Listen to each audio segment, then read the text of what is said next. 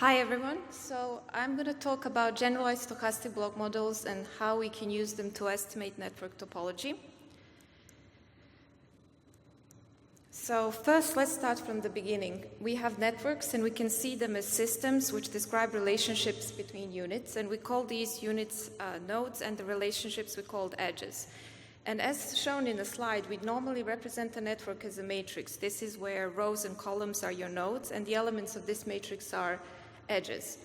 And typically, the kind of networks I will discuss are the binary networks, but pretty much everything in this talk is easy to generalize to other types of networks, including continuous measurements, maybe positive counts, and so on. So when I say binary, I mean that between any pair of nodes, I and j, I can either see an edge or I don't have an edge. So basically here, a black point actually indicates an edge. And now what's really interesting is actually that these networks are very complex in a sense that visualizing it like this is not going to really tell us much about its structure. So we won't be able to say something about its topology. So for this reason, there are a lot of these summary measures, and we heard a lot about degree distribution, clustering coefficient, rich club in particular. And there is one of them that I really want to discuss in a more detail, and it's actually called cluster structure. So this is very essential when we want to understand stochastic block models. So what exactly is this cluster structure? So we can view this as a kind of patterns of connectivity between and within clusters. We can also see it as a kind of overall rule how we can divide nodes into Q number of clusters or estimate partition. And finally, we can actually say that in the end, what we really want to see is clusters of nodes that exhibit similar patterns of connectivity. So at the bottom, I'm actually showing a kind of data analysis pipeline. So normally you have your raw network, and then you supply to some clustering algorithm, and you obtain a partition. Then you go back to your network and you reorganize it in terms of that partition. So that's your second image. But of course, if you are doing something like model-based clustering, like stochastic block models, you also obtain an estimate of a cluster structure. So that's kind of nice thing because you can say something about patterns of connectivity.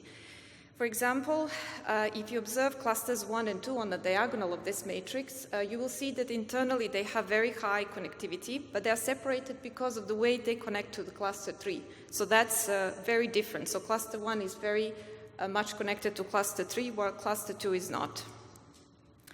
So I wanted to formally define this cluster structure, and I insist upon this definition of expected value of reorganized network. And the reason for this is that when you change your underlying distribution, for instance, in the binary networks, we talk about Bernoulli trials, and this is roughly having a probabilistic interpretation. So roughly expected value is probability of seeing an edge. But of course, if you change an underlying distribution, let's say you're interested in Gaussian networks, then this is just simply going to be mean value within clusters and between clusters. So from that perspective, I just wanted to keep a kind of mean definition of cluster structure. So let's now look at some of the examples of cluster structure. So first one is the most popular one, and we heard a lot about this one. It's actually called modular organization. So this means that essentially the density of connections within clusters is much higher than the density of connections between clusters. So you can almost look at these modules as being independent, or you can kind of separate them very easily. And there is, of course, various shades of kind of heterogeneity within a modularity. First one is the kind of perfect modularity, when you have almost the same connectivity inside of your clusters and almost the same connectivity between clusters. And of course, you can also have heterogeneous modular structure where you have some variation. And of course, there are other possibilities. Let's look at this disassociative structure. So this is a complete opposite of your modular organization, where the bulk of connectivity actually happens between clusters. So of course, this can happen in some biological system, especially when nodes are producing some compounds to support maybe some other chemical processes. So for example, the nodes in the cluster 1 may be producing or supporting processes in cluster 2, and so on and so forth. Another structure there I kind of like is this idea of core modular structure. So core is basically a cluster of highly connected nodes. So you will see that internally they have a lot of connections, but they also connect to the rest of the network quite strongly. And then, of course, you have this sub-portion of network that exhibits this modular organization. So there is another one that I kind of thought about. This is the vanishing core. I'm not necessarily I'm not really sure if this is a great name for it, but you can maybe think of a hierarchy between cores. And then, of course, a combination between disassociative and modular structure as well. And, of course, this list is not exhaustive. There could be many other forms as well. So what I like about these stochastic block models is they're actually quite capable of estimating all of these different cluster structures.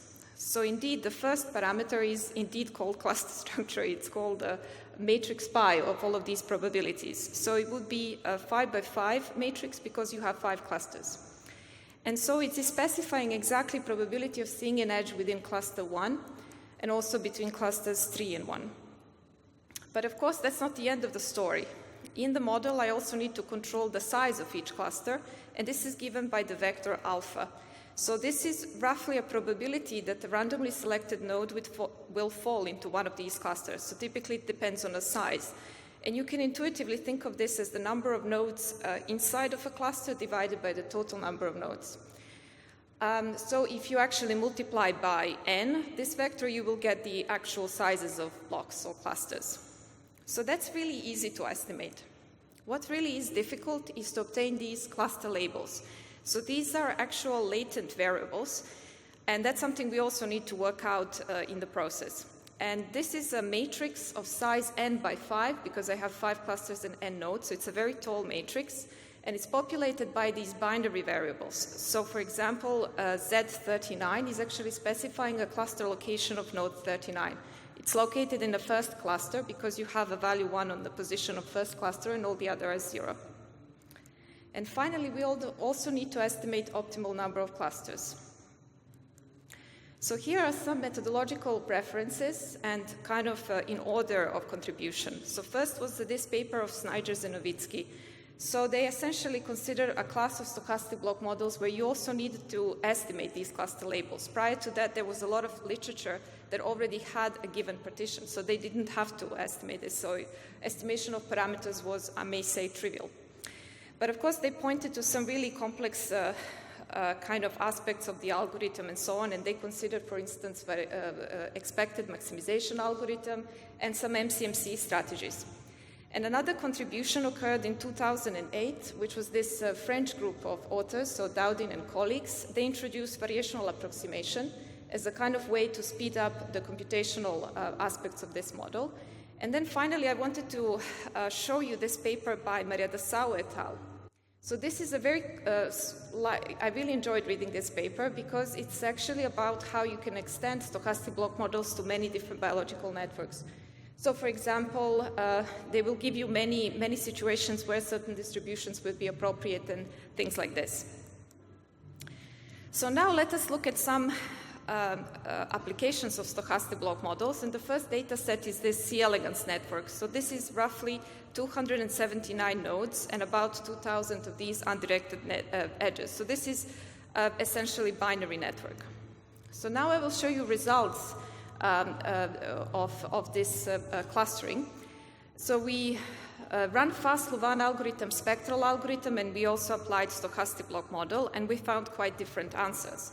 So first of all, fast-Louvain and spectral algorithm found this modular organization, and this is not surprising because that's the type of cluster structure they are looking for. But of course, stochastic block model being a richer, in a sense that it can estimate all of these different cluster structure, not necessarily modular, found something different.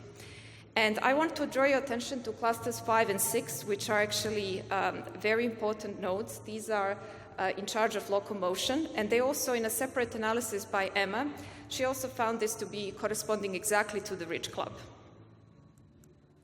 Of course, there are other papers that applied SBM. So one of them is this work by Picard and colleagues, and they actually applied SBM in many different biological networks. And here I just show you an example of macaque cortex, which is, I believe, to be a directed network. So you could also fit SBM if you have directed network. So if you're interested to use SBM, I would suggest you look up this package called Mixer. This is available in R software. R software is very similar to MATLAB. So it should be really straightforward to use. All you need to do is really run a line number 3. This is your function mixer, and you supply data. Then you specify a number of clusters you want to consider, and finally you specify a method. And now I wanted to show you a typical plot of the output. First plot is actually integrated classification likelihood, and this is roughly a goodness of fit measure for all of your considered partition. So it's pointing to the partition with 4 clusters, and therefore it's also in the next plot is showing you reorganized adjacency matrix, and then finally how you can approximate degree distribution, for instance. So this is a very nice generative model, and I like working with it, but of course we have some limitations of stochastic block models, because when we want to analyze neuroimaging data, we actually have more than one network. We have multi-subject network data. So this would mean that we would need to apply stochastic block model on each one of these subjects, and that's really cumbersome for the analysis.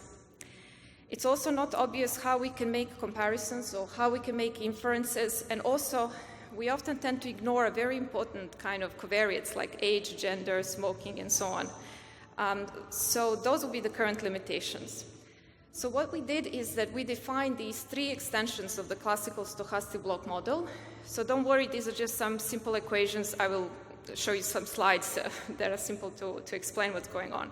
But first one is a vanilla SBM. So it's very simple, and I'm just saying that all of the edges across subjects, and index k is denoting that, can actually be following binomial distribution. And also, this doesn't show any variation roughly. And so the second one is a little bit better than that, and I like this one because it's a homogeneous stochastic block model, and it's now modeling, if you notice, Bernoulli a distribution with pi QLK, your probability. This now has a logistic regression attached to it. And inside, you will see dk, which is the subject-specific covariate, and then you also interact with the global network coefficient. And that's kind of nice, but of course, we can do a little bit better. Obviously, we can also introduce a block-level regression coefficient, which is what is happening in the heterogeneous SBM. And so let's discuss a little bit more. This is an example of data simulated according to the binomial SBM. As you can see, from subject 1 to subject 2 to subject 3, it's really not satisfactory in terms of variation. We don't also use subject-specific covariate in this, so this is not very satisfactory.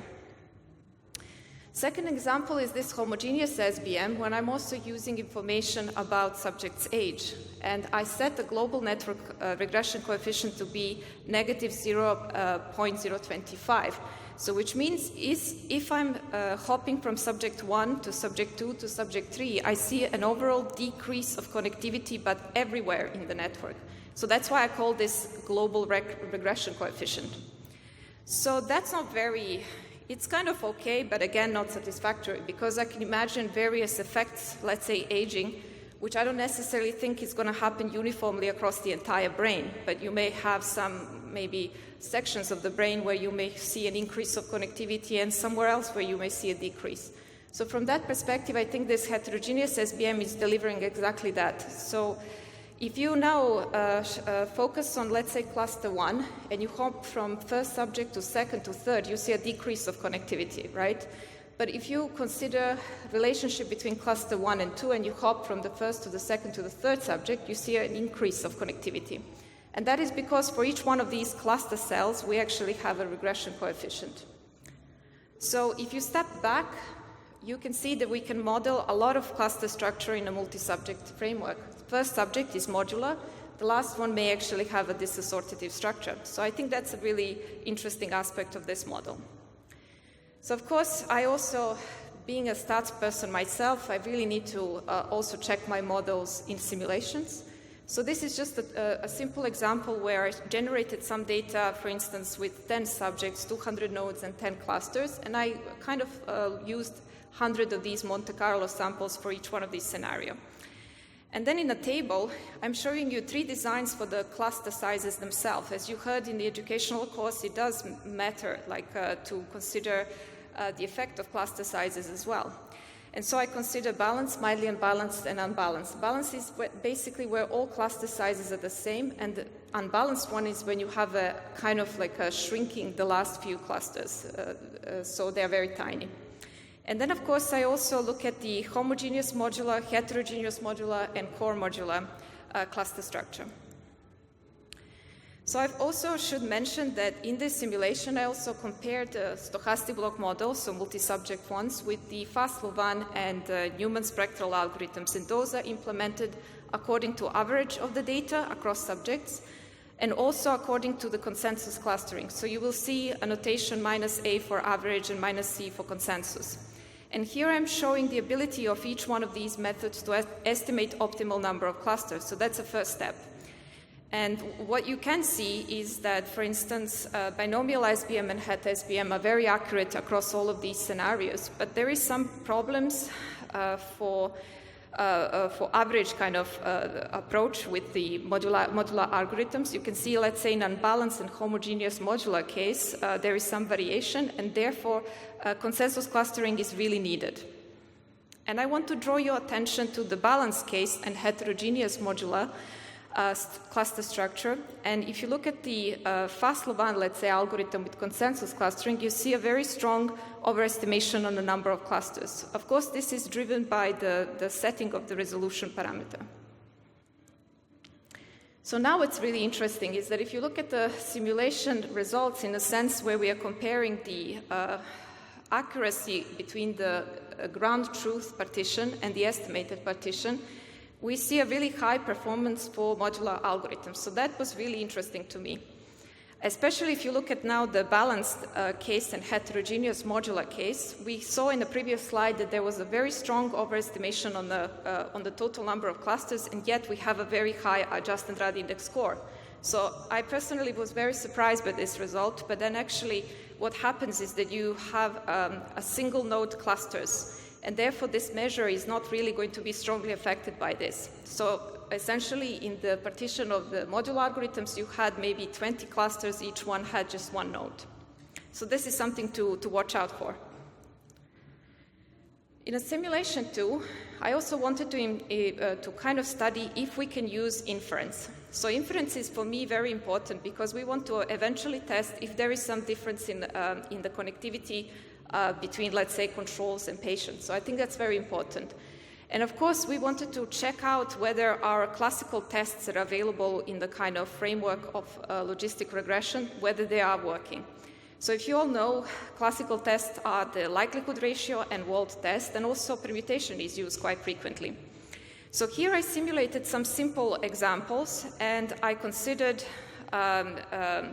what is happening for the controls of false positive rates.